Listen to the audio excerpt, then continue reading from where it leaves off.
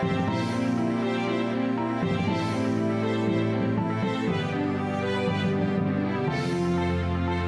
up, Taiwan? I'm Jeremy Olivier with news from here in Taiwan and around the world.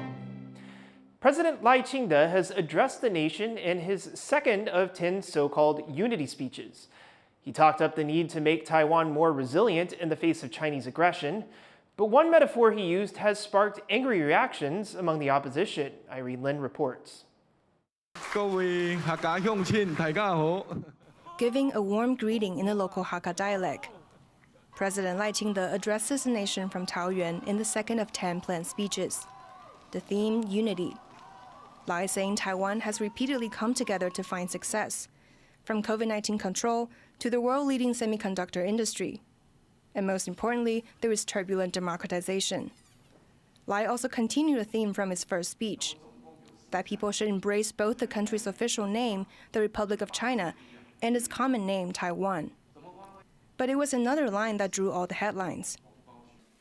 要透过一次又一次的选举罢免，一张又一张的选票，像打铁铸剑一般，一锤又一锤，千锤百炼，百炼成钢，打掉杂质，淬炼出捍卫主权、守护民主钢铁般的意志。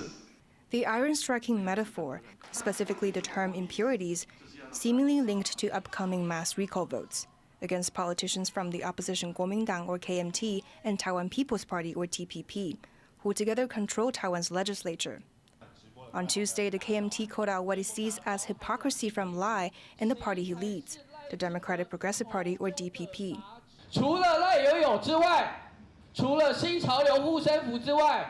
除了清德牌的滤水器之外，台湾的其他人民通通是杂质。The presidential office has responded to the mounting criticism, saying the metaphor has been used publicly before, and Lai was trying to emphasize uniting Taiwan against an external threat. With 8 more unity talks left to give, Lai will be hoping the focus can return to bringing the country together.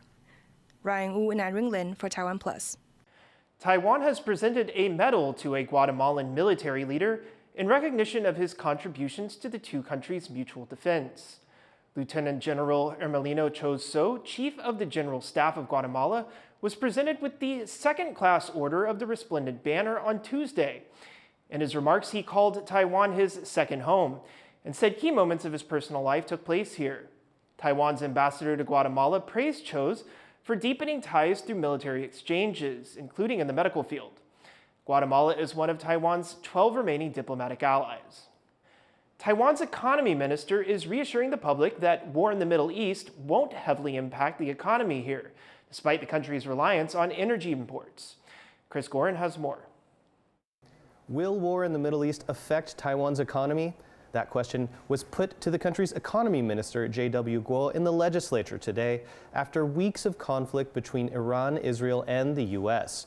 Guo indicated that the impact would be minimal despite the country's heavy reliance on foreign energy. 我国能源主要来自进口，113年能源进口率高达95.77%。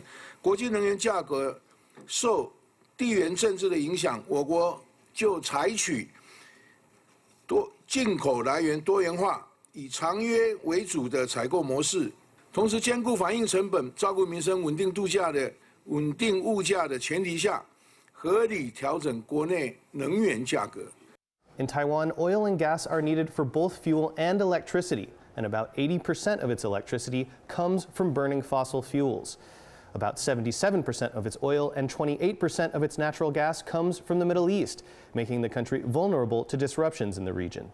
Energy security has long been a concern for Taiwan, especially with the potential of a blockade by China, which has consistently threatened to take Taiwan by force. And energy is one of the most controversial topics in Taiwanese politics, especially after the country shut down its nuclear reactors while also aiming for net zero carbon emissions by 2050. Now, the government says it set up a special task force to manage the risks of a potential Middle East conflict and says that even large swings in oil prices and exchange rates will have only minimal impact. But as the prospects of both a global trade war and a real war loom, they may need to keep sending reassurances, with many people still being on edge here. John Su and Chris Gorin in Taipei for TaiwanPlus. A delicate ceasefire between Israel and Iran appears to be holding after nearly 2 weeks of fighting. But there are signs on both sides that this may not be the end of the conflict. John Van Trieste reports. On the beach near Tel Aviv, there are few signs of the fierce fighting between Israel and Iran that's just been paused. The wail of sirens and the roar of incoming missiles are gone now. There's just the chirping of birds. And on the shorefront promenade, crowds of people who've spent days in bomb shelters are out strolling and jogging in the seaside air. A similar calm has returned to Tehran.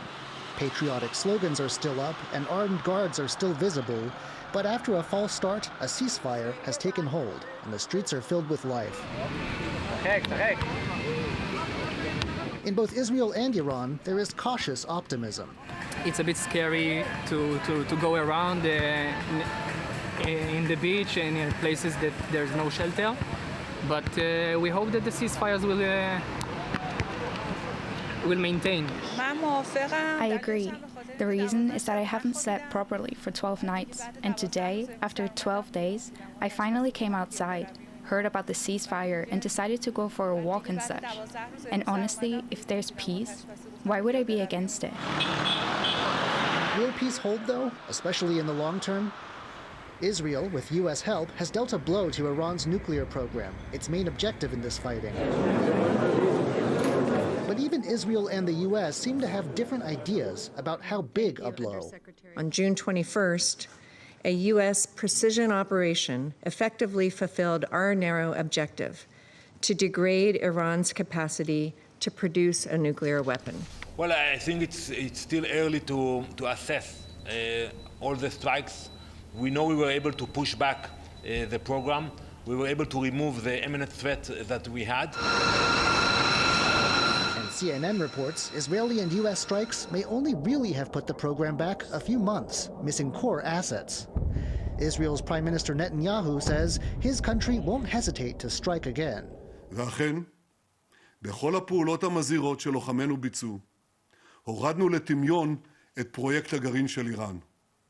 ואם מישהו באיראן ינסה לשקם את הפרויקט הזה, נפעל באותה נחישות, באותה עוצמה, לגדוע כל ניסיון כזה. And on the streets of Tehran, some at this anti-Israel, anti-US rally say this conflict isn't over. We don't accept the imposed ceasefire or imposed peace. This ceasefire will result in the enemy getting stronger. We don't approve of the ceasefire at all. We will continue fighting until we are either martyred or win. God willing, Iran will eventually own a nuclear bomb. With mutual suspicion and intense emotions lingering, the end to the back-and-forth strikes of the past 2 weeks is far from guaranteed. Dolphin Chen and John Van Trieste for TaiwanPlus.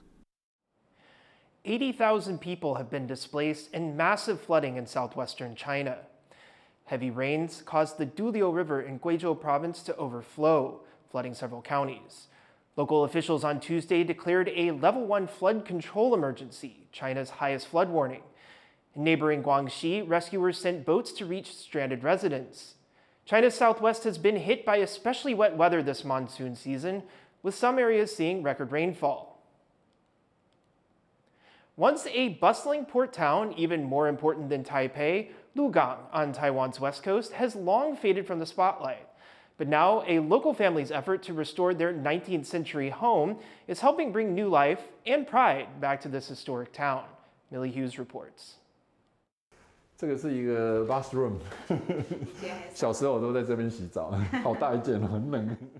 Xu Zhengyuan is from one of Lugang's oldest and most prominent families. 祖先应该是在清朝的时候，从第26世的祖先就来到台湾。那我是第33世，所以来台湾也已经好几百年了。 Once a bustling international trading hub, This historic town on Taiwan's west coast has long faded from the spotlight. Rapid urban development passed Lukang by. No highways, no train stations. Even its once thriving port was eventually filled in. Today, much of its former glory has faded. What remains, now a rare sight in Taiwan.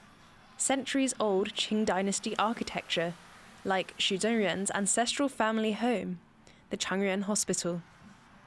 Built in the early 19th century and expanded during Japanese colonial rule, it's part Chinese mansion, part Japanese villa, a truly rare architectural structure that was once filled with life, as both a family home and medical clinic. 小时候这个房子就是我们一群小孩子玩来玩去的，祖父祖母总共有10个内外孙，我每天在这边捉迷藏，跑来跑去，楼上楼下。But like Lukang itself, the home slowly faded from view, left untouched for more than 2 decades, quietly tended to by the family's 98-year-old matriarch.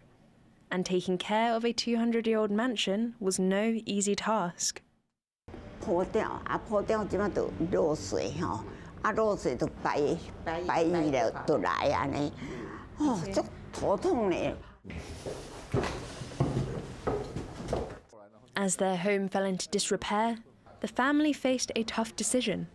Was it worth saving? They worried that applying for a restoration grant would leave them trapped in red tape.